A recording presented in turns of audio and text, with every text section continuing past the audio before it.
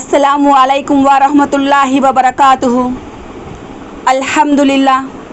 अल्हम्दुलिल्लाहि रब्बिल आलमीन वस्सलातु वस्सलाम अला रसूलिहिल करीम। अम्मा बाद, औज़ु बिल्लाहि मिनश शैतानिर रजीम। बिस्मिल्लाहिर रहमानिर रहीम। అల్లాహుకే సమస్త స్తోత్రాలు, సమస్త లోకాల ప్రభు అయిన అల్లాహకు ప్రశంసలు.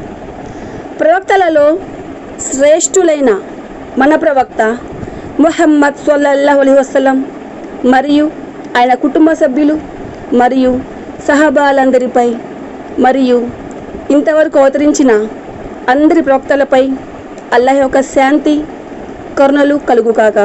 ఆమీన్. ఖచ్చితంగా ఖురాన్ను నేర్చుకోవడం, నేర్పించడం అన్నిటికంటే గొప్ప జ్ఞానాల్లో ఒకటి. అసలు విషయం ఏమిటంటే తజ్వీద్ అనేది ఖురాన్ తిలావత్కు పునాది మరియు ప్రధాన జ్ఞానం. ఎందుకంటే నమాజులోనైనా బయటైనా బోధించేటప్పుడైనా నేర్చుకునేటప్పుడైనా ప్రతి సందర్భంలో ఖురాన్ను తజ్వీదుతోనే చదవాలి. అర్థమవుతుందా? తజ్వీదుతోనే ఖురాన్ పఠనం అనేది మనము చేయాలి. అందువల్ల ప్రతి ముస్లిం పురుషుడైనా స్త్రీ అయినా తజ్వీద్ నేర్చుకోవడం అత్యంత అవసరం. తజ్వీదుతో ఖురాన్ చదవడం తప్పనిసరి. తజ్వీద్ లేకుండా ఖురాన్ చదివే వ్యక్తి పాపానికి గురవుతాడు. ఎందుకంటే అల్లాహ్ తాలా ఖురాన్ గ్రంథంలో ఒక అర్థంతో కూడిన ఆయత్ ఉంటుంది, కానీ మనము దాని యొక్క మఖరజు అంటే దాని యొక్క పుట్టక స్థానాన్ని, సిఫాత్ స్థానాన్ని తెలియక మార్చివేస్తాం. అప్పుడు చాలా సాధారణంగా అనుకోకుండానే మనం అక్కడ తప్పులు చదవడం, మనకు తెలియకుండానే మనం పాపానికి గురవడం జరుగుతుందన్నమాట. ఎందుకంటే ఖురాన్కు కొన్ని నియమాలు ఉన్నాయి. అల్లాహ్ అలాగే అవతరింపచేశాడు. అల్లాహ్ సుబ్హానహు తఆలా ఖురాన్ను నియమాలతో, నిబంధనలతో అవతరింపచేశాడు. కాబట్టి యాజ్ ఇట్ ఈజ్ అది కూడా మనము అదే విధంగా చేరింది మన దాకా కూడా మనం అలాగే చేయాలి. దాని మీద ఒక హక్కును మనం అలాగే నెరవేర్చాలి. అందువల్ల తజ్వీద్ నేర్చుకోవడం ప్రతి ముస్లింకు అత్యంత అవసరం. కాబట్టి ఇక్కడ అసలు తజ్వీద్ అంటే ఏమిటి మీలో ఎవరికైనా తెలుసా? తెలిస్తే మైక్ ఆన్ చేసి చెప్పొచ్చు.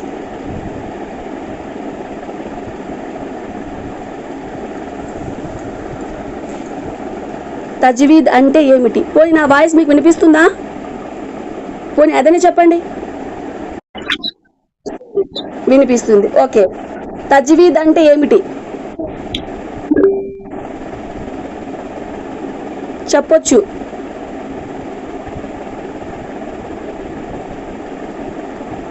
ఎవరికి అవగాహన లేదా?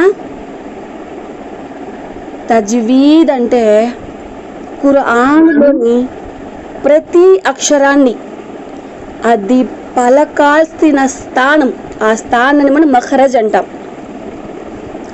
ఆ పలకాల్సిన స్థానం నుండి దానికి ఉన్న గుణాలు, ఆ గుణాలను మనం సిఫాత్ అంటాం. వాటిని అంటే మఖరజ్ స్థానాన్ని, సిఫాత్ అంటే గుణాన్ని, వాటి యొక్క గుణాలు మనము తరిగించకూడదు, వాటి యొక్క స్థానాన్ని మనము మార్చకూడదు. ఎలాంటి తప్పులు లేకుండా అందంగా చదవడం. అల్లాహ్ తాలా ఖురాన్ గ్రంథంలో ఇలా స్పష్టంగా చెప్తున్నారు. ఏమని? అందంగా చదవమని ఆదేశించాడు. అందుకే తజ్వీద్ నేర్చుకోవడం ప్రతి ముస్లింకు ఎంతో ముఖ్యమైనది. అయితే ఇందులో ముఖ్యమైన పదాలు చూద్దాం. తజ్వీదులో మనం వాడే ముఖ్యమైన పదాలు అవేంటి? మఖరజ్. మఖరజ్ అంటే ఇప్పుడే చెప్పుకున్నాం. ఏం చెప్పుకున్నాం? మఖరజ్ అంటే ఏమిటి?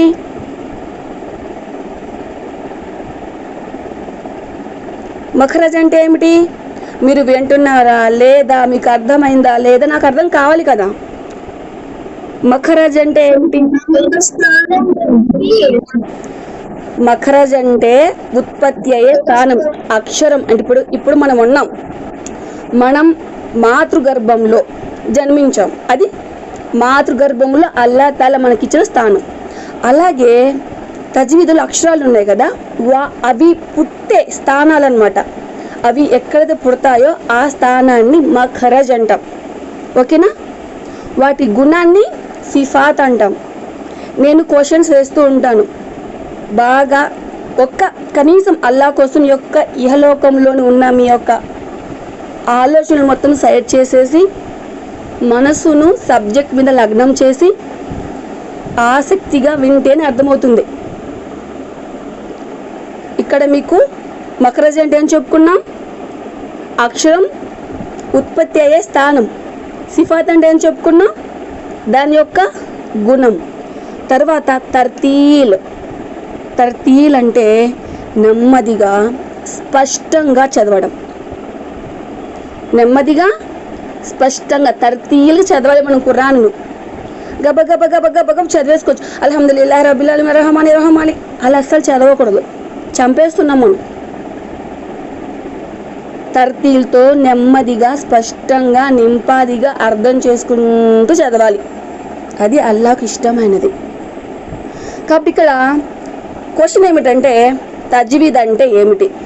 దానికి జవాబు, ప్రతి అక్షరాన్ని దాని మఖరజ్ ఉచ్చారణ స్థానం మరియు సిఫాత్ ఆ యొక్క అక్షరం యొక్క గుణాల ప్రకారం దాని హక్కును ఇస్తూ, ఏ అక్షరం యొక్క మఖరజు వాటి యొక్క సిఫాతు మనం వాటి యొక్క హక్కులను కొంచెం కూడా మార్చకుండా సరిగ్గా చదవడాన్ని తజ్వీద్ అంటారు. ఓకేనా? పాయింట్ నెంబర్ 2, మఖరజ్ అంటే ఏమిటి? మఖరజ్ అంటే అక్షరం అంటే నోరు లేదా గొంతు. మనకి ఈ యొక్క తజ్వీద్ అక్షరాలు నోట్లు ఉత్పత్తి అవుతాయి, గొంతులు కూడా ఉత్పత్తి అవుతాయి. వాటి యొక్క స్థానం ఎక్కడ ఉచ్చరించబడుతుందో ఆ స్థానాన్ని మఖరజ్ అంటారు అన్నమాట. దాని పేరు, దాన్ని ఏమంటారు? మఖరజ్ అంటారు. 3, సిఫాత్ అంటే ఏమిటి? ప్రతి అక్షరానికి ఉండే ప్రత్యేక గుణాలనే సిఫాత్ అంటారు. సిఫాత్ అంటే ఏమిటి? ప్రతి అక్షరానికి ఉండే ప్రత్యేక గుణాలను సిఫాత్ అంటారు. తర్వాత తర్తీల్ అంటే ఏమిటి? ఇప్పుడు చెప్పుకున్నాం. తర్తీల్ అంటే ఏమిటి చెప్పాలి. తర్తీల్ అంటే ఏమిటి?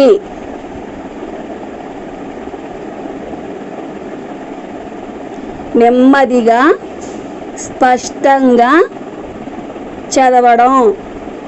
క్లాస్ వింటున్నారా, వినట్లేదా, అర్థమవుతుందా, అర్థం కావట్లేదా? ఒకవేళ మీకు అర్థం కాకపోతే అడగొచ్చు, మళ్ళీ చెబుతాను. మీరు ఇలా అన్మ్యూట్ చేయకుండా సైలెంట్గా ఉండే, మీరు వింటున్నారో అర్థం కావట్లేదు, మీకు అర్థం కావట్లేదు, నాకు ఏ విషయం నాకు తెలియాలి కదా. మీరు సబ్జెక్ట్ వింటున్నారు, చెప్పండి. సిఫాత్ అంటే గుణం. ప్రతి అక్షరానికి ఉండే ప్రత్యేకమైన గుణాలన్నమాట. ప్రతి అక్షరానికి గుణం ఉంటుంది, దానినే సిఫాత్ అంటారు. తర్తీల్ అంటే నెమ్మదిగా చదవడం. ఆ నెమ్మదిగా చదివే విధానాన్ని తర్తీల్ అంటారు. కాబట్టి మనం ఖురాన్ను ఎలా చదవాలి? ఇప్పుడు చెప్పండి, ఖురాన్ను మనం ఎలా చదవాలి?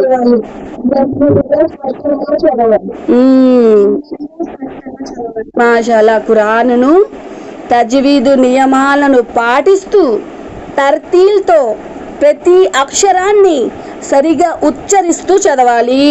ఎలా చదవాలి? తజ్వీదు నియమాలను పాటిస్తూ నెమ్మదిగా ప్రతి అక్షరాన్ని సరిగా ఉచ్చరిస్తూ చదవాలి. సరే, ఇప్పుడు తజ్వీద్ మనం నేర్చుకోవడం ఎందుకోసం చెప్పండి? తజ్వీద్ అసలు మనం ఎందుకప్పుడు నేర్చుకోవాలి? ఎలా చదివినా అయిపోతుంది కదా. ఇప్పుడు ఖురాన్ ఇప్పుడు ఇది ప్రజలు ఏంటంటే ఇంగ్లీష్లో ఉంది, హిందీలో ఉంది, తెలుగులో ఉంది, రోమన్ ఉర్దూలో ఉంది, అరబీలో ఉంది. ఎందుకబ్బా మేము తజ్వీద్ నేర్చుకోవాలి? మనము తప్పులు చదువుతున్నాం. ఒకే అక్షరం యొక్క స్థానం మారి అక్కడ అర్థం మొత్తం మారిపోతుంది. మన ఎలాంటి అర్థం మారిపోతుందో, ఎటువంటి ఉన్నత వాక్యానికి ఎంత దారుణంగా మనం అర్థం ఇస్తున్నామో రేపు మీకు బోర్డు మీద ఎక్స్ప్లెయిన్ చేస్తాను ఇన్షాల్లా. ఓకేనా? మనం తజ్వీద్ నేర్చుకోకపోతే ఎటువంటి తప్పులు చేస్తామో తెలుసుకోవాలి. ఒక బోర్డు మీద మొత్తం తర్తీలతోటి మీకు నేను నెమ్మదిగా మీకు ఇన్షాల్లా రేపు ఎక్స్ప్లెయిన్ చేస్తాను. అయితే తజ్వీద్ నేర్చుకోవడం ఎందుకు అవసరం? ఎందుకంటే అల్లాహ్ ఆజ్ఞను పాటించడానికి. అల్లాహ్ తాలా ఖురానును తర్తీల్తో చదవమని ఆదేశించాడు.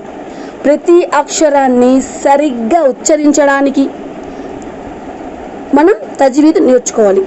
ఒకవేళ తప్పుగా పలికితే అక్షరం యొక్క స్థానం మారిపోతుంది, ఆ అక్షరం యొక్క సిఫాత్ మారిపోతుంది, అర్థం కూడా మారిపోతుంది. అక్కడుంది ఒకటి అర్థమైతే మనం దాన్ని కొత్త అర్థం సృష్టిస్తున్నాం అన్నమాట తెలియకుండానే. కాబట్టి ఖురానును ప్రవక్త సల్లల్లాహు అలైహి వసల్లం గారు చదివిన విధంగా చదవడానికి మనము తజ్వీద్ నేర్చుకోవాలి. ఏదైతే ఖురాన్ చదవడం జరిగే తప్పుల నుంచి మనము రక్షించుకోవడానికి, ఖురాన్ పట్ల గౌరవాన్ని చూపడానికి మనం తజ్వీద్ నేర్చుకోవాలి. అంతెందుకు, మన పేరు ఎవరైనా సరే సరిగా పలకకపోయినా మనకి ఎంత పెయిన్గా ఉంటుంది.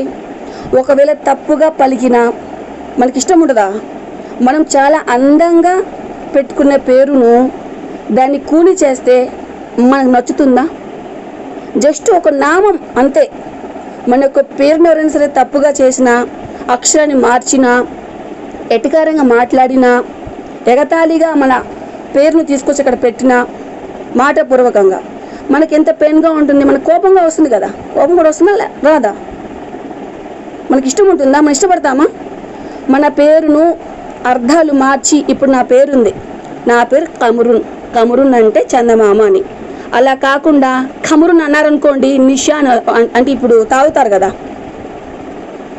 దార్ అంటారు, మద్యపానం. చూడండి, ఖమరున్కి ఎంత ఎంత తేడా చెప్పండి. ఎంత కొంచెమే. ఖమరున్ అనేది ఖాఫ్తో షురు అవుతుంది, ఖమరున్ అనేది ఖాఫ్తో షురు అవుతుంది.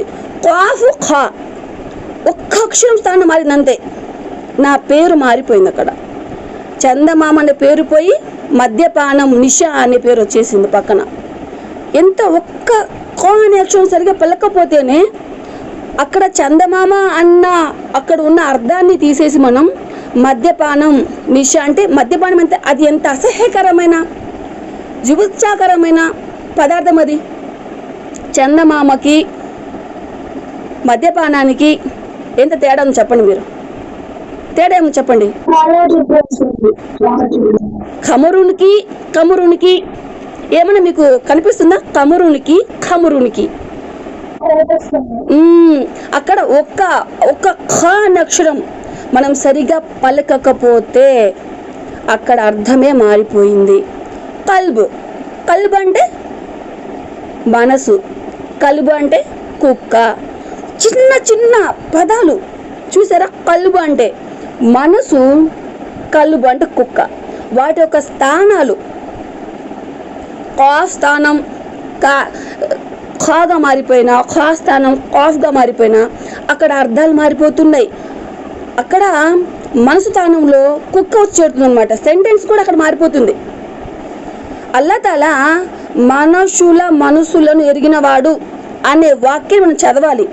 కానీ మనకు తజ్వీద్ తెలియక మనం ఏం చేస్తున్నాం? అల్లాహ్ తాలా కుక్కలను ఎరిగినవాడు. చూడండి తేడా ఉందా లేదా? అల్లాహ్ తాలా మనసులను ఎరిగినవాడు అన్న పదానికి అల్లాహ్ తాలా కుక్కలను ఎరిగినవాడు. అసలు ఎంత తేడా ఉంది ఆకాశానికి భూమికి. అసలు అస్తగ్ఫిరుల్లా అది తప్ప కదా? అది మీకు ఎలా తెలుస్తుంది? మీరు తప్పు చదువుతున్నారా, రైట్ చదువుతున్నారా, మీరు పుణ్యం చేసుకుంటున్నారా, లేక తెలిసి పాపం వైపు మీకు తెలియకుండా అడుగులు వేస్తున్నారా? మీ పుణ్యాల యొక్క పెట్టే ఒక తాళం చెవి ఓపెన్ అయిందా, క్లోజ్ అయిందా మీకు ఎలా తెలుస్తుంది? కాబట్టి మనం అది ఖచ్చితంగా వాటి మధ్య ఉన్న భేదాలు తెలియాలంటే మనం ఖచ్చితంగా తజ్వీద్ మనం నేర్చుకోవాలి. మీరు చూసారు, జస్ట్ ఎగ్జాంపుల్స్ ఇచ్చాను అంతే, రెండు ఎగ్జాంపుల్స్. ఎంత తేడా వచ్చింది చూడండి వాక్యంలో.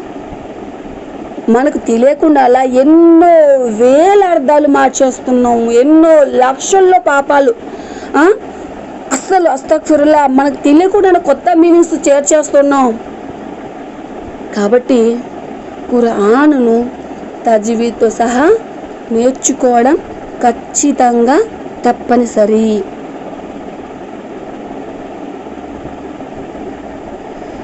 అలా మనం తజ్వీద్ లేకుండా ఖురాన్ చదివితే ఏమవుతుంది మనం తెలుసుకున్నాం కదా. పొరపాట్లు అవుతాయి, పాపం అవుతుంది. మనం కొత్త అర్థాన్ని అక్కడ సృష్టిస్తున్నాం, అల్లా చెప్పిన అర్థాన్ని కాకుండా. ఇంకో విషయం ఏమిటంటే ఖురాన్ అల్లా యొక్క కలం. ఖురాన్ సాధారణ పుస్తకం కాదు. ఇప్పటి వరకు మనం ఈ భూలోకంలో సాంఘిక శాస్త్రం, సామాన్య శాస్త్రం, లెక్కలు, తెలుగు, హిందీ, ఇంగ్లీషు, ఈవీఎస్ ఇవన్నీ చూసాం మనం పుస్తకాలు. కానీ ఖురాన్ అనేది అలాంటి పుస్తకం కాదు, సాధారణ పుస్తకం కాదు. ఖురాన్ అనేది అల్లాహ్ యొక్క కలాం. ఇది అల్లాహ్ యొక్క వాక్కు, మాట. అందువల్ల మనం దీనిని అత్యంత గౌరవంతో సరైన ఉచ్చారణతో చదవాలి. ప్రతి అక్షరానికి ఆ అక్షరం యొక్క హక్కునివ్వాలి. ప్రతి అక్షరానికి ఆ అక్షరం యొక్క మఖర స్థానం ఇవ్వాలి. సిఫాత్ గుణాలు ఉంటాయి, వాటిని మనం సరిగ్గా పాటించాలి. తప్పుడు రాకుండా ఉండాలి. కాబట్టి తజ్వీద్ తెలియకపోతే అక్షరాలు మారిపోతాయి, అర్థం కూడా మారిపోతుంది. అల్లాహ్ సంతోషం పొందడానికైనా సరే ఖచ్చితంగా మనం ఏం చేయాలి? తజ్వీద్తో ఖురాన్ పఠనం చదవాలి. ఎందుకంటే ఇది అల్లాహ్కు ఎంతో ఎంతో ఎంతో ప్రియమైన అమలు అన్నమాట ఇది. ఇప్పుడు చెప్పండి, ఖురాన్ ఎందుకు గౌరవంగా చదవాలి? మనం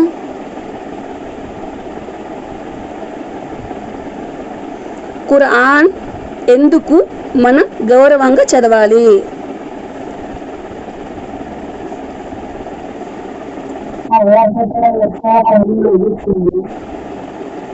ఎందుకంత ప్రాముఖ్యత ఏంటి? ఖురాన్ కున్న ప్రాముఖ్యత ఏంటి? ఇప్పుడే చెప్పాను నేను. ఖురాన్ ఏంటి అసలు? ఖురాన్ అంటే ఏమిటి చెప్పాలి.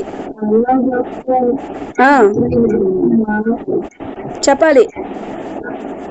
ఖురాన్ అంటే ఏమిటి? ఇందాక చెప్పాను, ఖురాన్ అంటే సాధారణ పుస్తకం కాదు, అల్లాహ్ యొక్క. అందుకని మనం ఖురాన్ను గౌరవంగా చదవాలి, ఎందుకంటే ఇది అల్లాహ్ యొక్క కలాం. ఇప్పుడు చెప్పండి, తజ్వీద్ యొక్క ముఖ్య ఉద్దేశం ఏమిటి?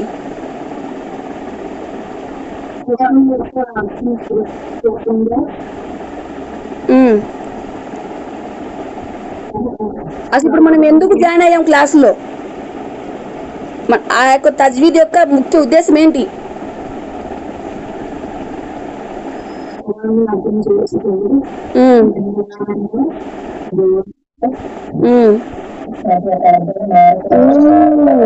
వాటి యొక్క మకరత్ స్థానాలు, వాటి యొక్క సిఫాతులు, మ్యూట్ చేయండి. వాటి యొక్క సిఫాతులు మారకుండా ఉండడానికి మనం తజ్వీద్ నేర్చుకోవాలి. ఈ ఖురాన్ చదవడం అనేది నష్టం లేని వ్యాపారం, తెలుసా మీకు? అల్లాహ్ తాలా ఇలా అంటున్నారు, నిశ్చయంగా అల్లాహ్ గ్రంథాన్ని చదివేవారు మరియు నమాజును స్థాపించేవారు మేము వారికి ప్రసాదించిన దానిలో నుంచి రహస్యంగాను బహిరంగంగాను ఖర్చు చేసేవారు ఎన్నటికీ నష్టపోని వ్యాపారాన్ని ఆశిస్తున్నారు. అల్లాహ్ వారికి వారి ప్రతిఫలాన్ని పూర్తిగా ఇస్తాడు, తన అనుగ్రహంతో మరింత పెంచి ఇస్తాడు. నిశ్చయంగా ఆయన ఎంతో క్షమించేవాడు,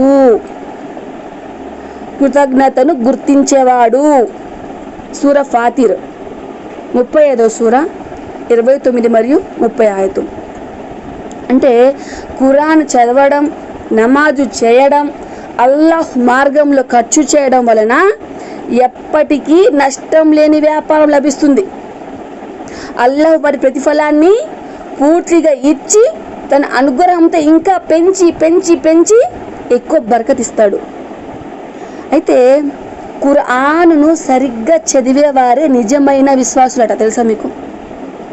అల్లాహ్ తాలా ఇలా అంటున్నాడు, మేము గ్రంథాన్ని ఇచ్చిన వారు దానిని చదవవలసిన విధంగా చదువుతారు. ఎలా అంట? దానిని చదవవలసిన విధంగా చదువుతారు. అలాంటి వారే దానిని నిజంగా విశ్వసించేవారు. సూర అల్ బకరా 2వ సూర 121వ ఆయతు. అంటే అల్లాహ్ ప్రసాదించిన ఖురానును తజ్వీదుతో దాని హక్కులను పాటిస్తూ చదివేవారే నిజమైన విశ్వాసం కలిగిన వారు అని అర్థం. అయితే ప్రవక్త సల్లల్లాహు అలైహి వసల్లం గారు ఇలా చెప్పారనమాట, ఖురాన్ చదివే మూమిన్ విశ్వాసి ఒక ఉదాహరణ పోలుస్తున్నారు అన్నమాట. ఎంత అంటే సువాసన గల తీయని రుచి గల సిట్రన్ పండు లాంటి వాడంట. అల్లా దగ్గర ఎగ్జాంపుల్గా డైలీ ఖురాన్ను పారాయణం చేసే వ్యక్తి. ఇది సహీ ముస్లిం 2095. తర్వాత ఇంకొక హదీసు, మీలో ఉత్తములు ఎవరంటే ఖురాను నేర్చుకొని ఇతరులకు నేర్పేవారు. సహీ బుఖారీ అన్నమాట. తర్వాత దీనివల్ల చాలా మనం ఇలా తజ్వీదుతో నేర్చుకొని ఖురాన్ పఠనం చేయడం వల్ల అమితమైన లాభాలు, ఇంట్లో బర్కత్, మన జీవితాల్లో సాఫల్యం. కియామత్ రోజున ఖురాన్ మనతో నడుస్తుందన్నమాట. ఎవరైతే తనను చదివారో, ఖురాన్ను చదివారో, పఠించారో వారి కోసం అల్లాహ్ వద్ద సిఫారసు చేస్తుంది. అప్పుడు ఖురాన్ చేసిన సిఫారసును అల్లాహ్ సుబ్హానహు తఆలా అంగీకరిస్తాడనమాట. ఇవి నా మాటలు కాదు, సహీ బుఖారీ, సహీ ముస్లిం హదీస్లు ఇవి. అర్థమవుతుందా? కాబట్టి ఇంత అనుగ్రహాన్ని ఎందుకు దూరం చేసుకోవాలి చెప్పండి? ఇంత అనుగ్రహాన్ని మనం ఎందుకు దూరం చేసుకోవాలి? నిజంగా ఇంత అనుగ్రహాన్ని దూరం చేసుకుంటే నష్టపోయిన వాళ్ళు మొదటి వాళ్ళు మనమే ఉంటాం. తెలుసా? ఎవరైతే ఖురాన్ గ్రంథం నుండి ఒక అక్షరం చదివితే అతనికి ఒక పుణ్యం లభిస్తుంది. ప్రతి పుణ్యానికి 10 రెట్ల ఫలితం ఉంటుంది అనమాట. ప్రతి ఫలం ఉంటుంది. ప్రతి ఒక్క పుణ్యం ఒక్కటి చేస్తే ఒక పుణ్యం, అలిఫ్ అనే దానికి 1 నుంచి 10 రెట్ల ప్రతిఫలం ఉంటుంది అనమాట. అల్లా ఇష్టం అనమాట. మనం ఇష్టంగా మనం చేసే కాన్సన్ట్రేషన్ బట్టి అల్లా ఇచ్చే ప్రతిఫలం అలా ఉంటుంది అనమాట. అలిఫ్ 1 అక్షరం, లా 1 అక్షరం, మీమ్ 1 అక్షరం, అలా అనమాట. అలా చదివితే మనకు చాలా చాలా పుణ్యాలు అన్నమాట. అయితే కియామత్ రోజున ఖురాన్ ఎవరైతే ఖురాన్ను కంఠస్థం చేసి దాని ప్రకారం ఆచరించిన వ్యక్తితో ఇలా చెప్పబడుతుంది అనమాట. చదువుతూ చదువుతూ పైకెక్కి వెళ్ళిపోతూ ఉండు. జన్నతుల్ ఫిర్దౌస్లో, స్వర్గంలో అనేక రకాల దర్జాలు ఉంటాయి. మనకి ఇప్పుడు సూరాలు హిఫ్జ్ చేస్తూ ఉండాలి. ఏదో ఇప్పుడంటే ఏదో 10 సూరాలో 12 సూరాలో నమాజ్ కోసం సూరాలు ఒకటి నేర్చుకొని సాలరా బాబా అని చెప్పి కూర్చుంటున్నాం. అలా కాదు. మనం ఖురానును ఎంత ఎక్కువగా వీలుగా మనం హిఫ్జ్ చేస్తే సూరాలు ఎన్ని ఆయతుల హిఫ్జ్ మనం చేస్తే ఒక్కొక్క దర్జా పెరుగుతూ పోతుంది అనమాట. ఇప్పుడు మీరు ఒక 5000 ఆయతులు నేర్చుకున్నారనుకోండి, జన్నతులో మనకు 5000 దర్జాల్లో ఉంటాం మనం. ఇప్పుడు ఇక్కడ పూరి గుడిసెకు, పెంకుటిల్లుకు, రేకుల కొంపకు, డాబాకి, తర్వాత ప్యాలెస్కి తేడాలు ఉంటాయి కదా? ఉంటాయా లేదా? చెప్పాలి. ఉన్నాయా? ఇప్పుడు చూస్తున్నాం కదా, సమాజంలో అందరూ ఒకే లెవెల్లో ఉన్నామా? లేము కదా. చెట్టు కింద ఒకడు ఉన్నాడు, పుట్ట కింద ఒకడు ఉన్నాడు, పెంకుటిలో ఒకడు ఉన్నాడు, రేకుల ఇంట్లో ఒకడు ఉన్నాడు, డాబా ఇంట్లో ఒకడు ఉన్నాడు, పెద్ద పెద్ద రాజకోటలో ఒకడు ఉన్నారు. అవునా కదా? ఇలా మనం మంచి మంచి రాజకోటలు లాంటి భవనాల్లో అటువంటి దర్జాలు ఉండాలంటే మనం ఏం చేయాలి? అల్లా యొక్క హక్కులను నెరవేరుస్తూ అల్లా ఏదైతే హలాల్గా జీవించమని చెప్పారో ఆ హలాల్ జీవితాన్ని జీవిస్తూ ఈ యొక్క ఖురాన్ పఠనాన్ని మనం హిఫ్జు చేస్తూ అల్హమ్దులిల్లా ఎంత వీలైతే అంత ఎక్కువ ఆయతులు నేర్చుకుంటూ పోతే అక్కడ జన్నతులో మన దర్జాలంటే పెరుగుతాయని చెప్పేసి అల్లాహ్ సుబ్హానహు వ తఆలా మనకు చెప్తున్నారనమాట. అర్థమవుతుందా? కాబట్టి ఖచ్చితంగా మనము తజ్వీద్ నేర్చుకోవాలి, ఖురాన్ పఠనం మనం చదవడమే కాదు మనం హిఫ్జ్ కూడా చేయాలి. అల్హమ్దులిల్లా జన్నత్లో ఒక మంచి స్థానాన్ని మనం ఆశించాలి.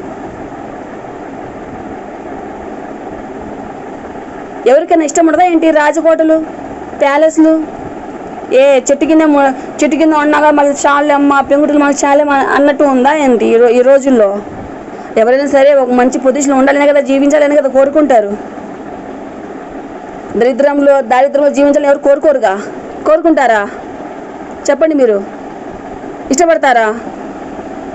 నలుగురిలో కన్నా మిన్నగా జీవించాలనే కోరుకుంటారు ఎవరైనా కానీ, అవునా కాదా? చెప్పాలి. ఎలర్ట్గా ఉండాలి క్లాస్లో, అవునా కాదా? చెప్పండి. కాబట్టి మనం హిఫ్జ్ కూడా ఇన్షాల్లా చేస్తూ ఉండాలి. అయితే ఖురాన్ తిలావత్ చేసే విధానాలు 3 ఉంటాయి. ఏంటి? 3 విధానాలు ఉన్నాయన్నమాట. 1 తహకీమ్, 2 తద్వీర్, 3 హద్ర్. అర్థమవుతుందా? ఈ ప్రాసెస్ అన్నమాట. అంటే మనం ఖురాన్ను 3 రకాలుగా మనము తిలావత్ చేయొచ్చు.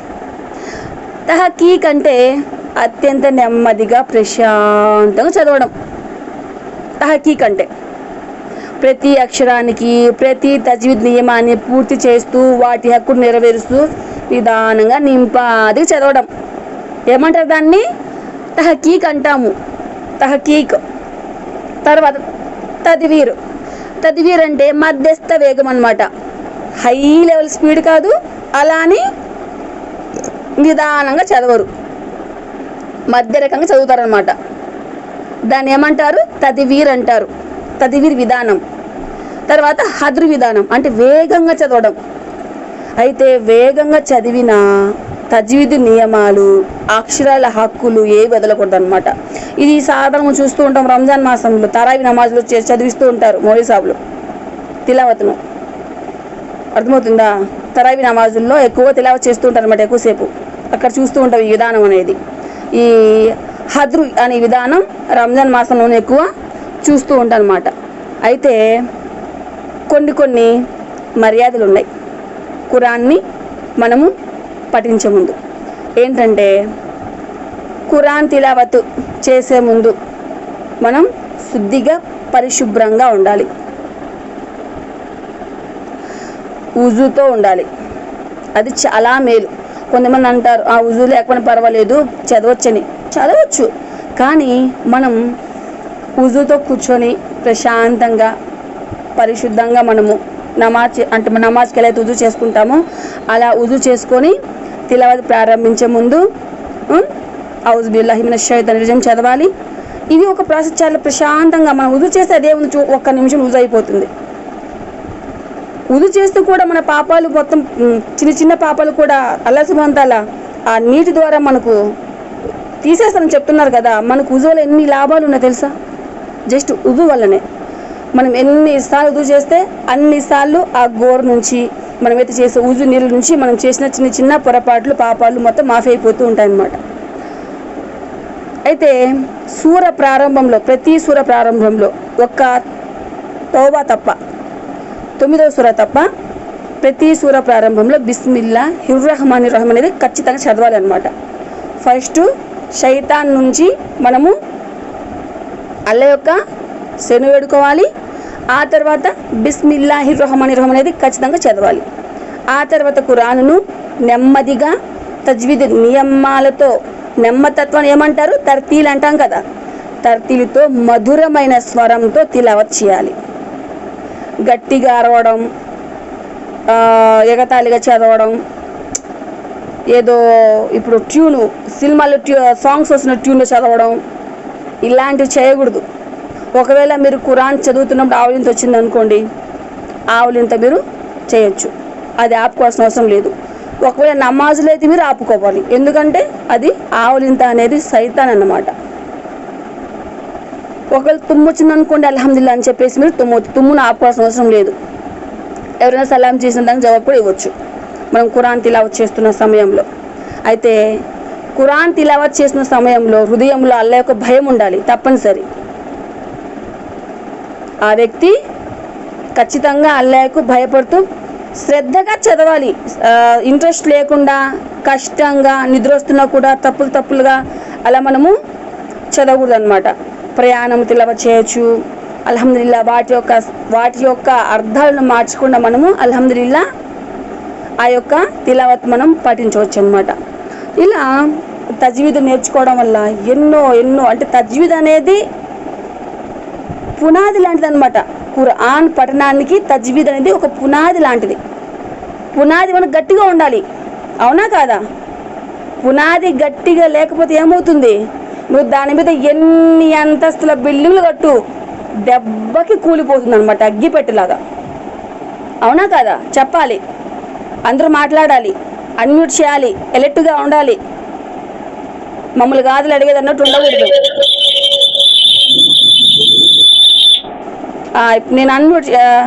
నేను ఇప్పుడు మ్యూట్ చేస్తున్నాను, మీరు అన్మ్యూట్ చేసి చెప్తున్నారు కదా.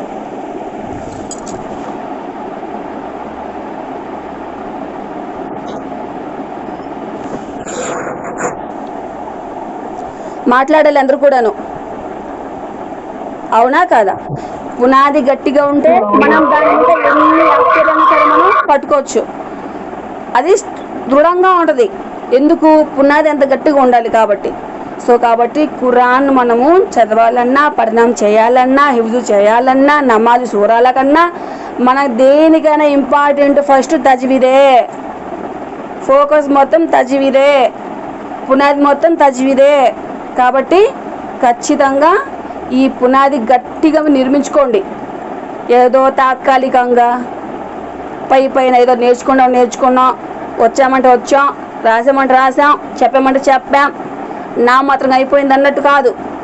మనసు పెట్టి ప్రాణం పెట్టి అల్లాహ్ కోసం ఇంత టైం అని వెచ్చించి మీరు అర్థం చేసుకొని ప్రతి క్లాస్లో నేనేం చెప్తున్నాను మీరేం గ్రహించారు, మీరేం కొత్త పాయింట్స్ మీకేం తెలిసాయి, మీకేం లబ్ధి పొందారు ఈ క్లాస్ ద్వారా, మీరే మనసు రివిజన్ చేసుకొని ఏమైనా డౌట్స్ ఉంటే గ్రూప్లో మీరు ప్రశ్నించండి, ఆన్సర్ వచ్చేస్తుంది గ్రూప్లోనే. అర్థమవుతుందా? ఇది మీ అందరి యొక్క ప్రయోజనం కోసం పెట్టిన కోర్సు. నాకు సమయం అనేది చాలా విలువైనది, అలాగే మీరు కూడా సమయానికి విలువ ఇస్తేనే ఒక పొజిషన్లో ఉంటారు. అల్హమ్దులిల్లా మనం సమయాన్ని విలువ ఇవ్వాలి, సమయానికి టైం పంక్చువాలిటీ అనేది ఖచ్చితంగా మనం ఇచ్చి తీరాలి, అంతే. అల్లాహ్ యొక్క జ్ఞానాన్ని పొందాలన్నా, ఒకరికి పంచాలన్నా మనకు అది ఇంపార్టెంట్ అన్నమాట. కాబట్టి నేను ఇది చాలా అల్లాహ్ మీద ఇష్టంతో, నేను నా యొక్క స్వప్రయోజనం ఏమి ఆశించకుండా అల్లాహ్ యొక్క దారిలో మొదలుపెట్టిన కోర్స్ ఇది. కాబట్టి ఏదో కొత్త వింత పాత రోత అన్నట్టు అలా చేయొద్దు. కొంతమంది వస్తారు, ఒక 20 రోజులు చూస్తారు, ఒక 10 రోజులు వస్తారు, ఒక నెల చూస్తారు, తర్వాత అయిపోతుంది, ఇంకా మురిపం పోతుంది, మానుకోవడం అంతే. అలా అయితే అసలు మీరు రావద్దు, ఇప్పుడే గ్రూప్ నుంచి లిఫ్ట్ అయిపోయింది. లేదు మేడం మేము ఖచ్చితంగా నేర్చుకుంటాం, మీరు నేర్పించండి, మీరు ఎంత నేర్పిస్తే అంత నేర్చుకుంటాం, మేము పట్టుదలగా వస్తాం, మాకు జ్ఞానం కావాలి, మీరు నేర్పండి అంటే చెప్పండి, ప్రాణం పెట్టి నేర్పిస్తా, నేను మంచిగా నోట్స్ ఇస్తా.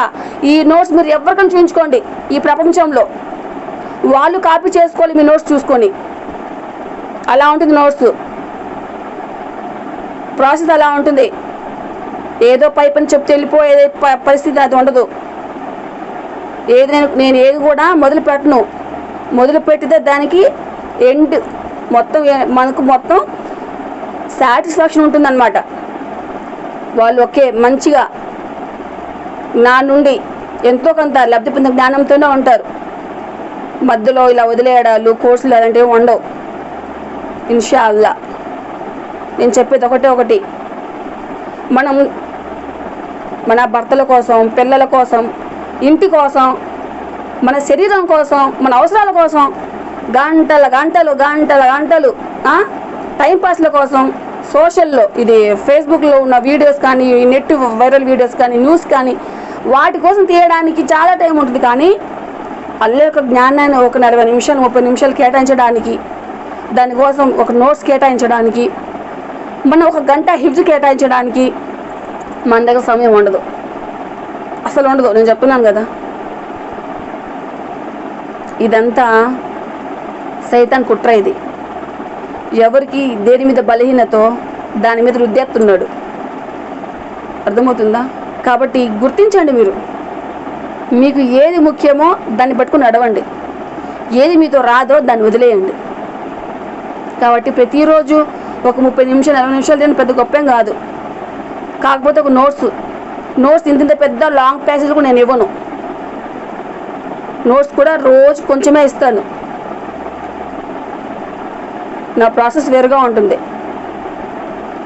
పద్ధతి వేరుగా ఉంటుంది. నేను చాలా స్ట్రిక్ట్గా ఉంటాను. అర్థం కాకపోతే 100 సార్లు చెప్తాను. అలుసుగా తీసుకుంటే నాకు కోపం వస్తుంది. అల్ల యొక్క జ్ఞానాన్ని ఆప్షన్గా తీసుకుంటే అసలు నేను తట్టుకోలేను. కాబట్టి నేను మీకోసం ఇంతగా ఆలోచిస్తున్నప్పుడు మీరు మీకోసం కొంతైనా ఆలోచన చేయండి.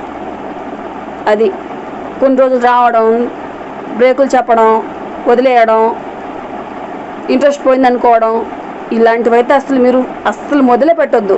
ఇప్పుడే వదిలేసి వెళ్ళిపోండి. ఇందులో లెవెల్స్ ఉంటాయి.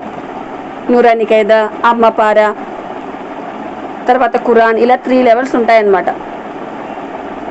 కనీసం అమ్మపార కంప్లీట్ చేసే వరకన్నా మీరు నాతో నడిస్తే ఇన్షాల్లా ఖురాన్ ఈజీ చదివేస్తారు. మీరు నా దగ్గర ఖురాన్ మొత్తం నేర్చుకోండి, చదవండి అని చెప్పి నేను చెప్పను.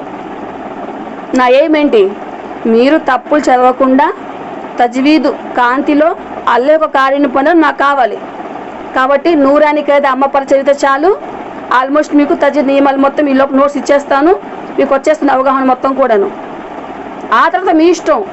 లేదు మేడం, ఖురాన్ మీ దగ్గర కంప్లీట్ చేస్తాం, చూడండి ఇందులో తప్పులు లోపాలు అంటే ఓకే, నేను మీకు తోడుగా ఉంటాను. నేను ఇంతవరకు చదువుకుని అల్హమ్దులిల్లాహ్ చాలంటే అది మీ ఇష్టం. కాబట్టి ఏదైనా సరే మధ్యలో వదిలేయద్దు, ఎటు కాకుండా పోతారు. అది ఏదైనా సరే లాస్ట్ వరకు కూడాను నడవండి. ఏదో ఒక లాభాన్ని మీరు పొంది అల్లా యొక్క కారుణ్యాన్ని పొందండి. మీకు ఏమైనా డౌట్స్ ఉంటే అడగండి.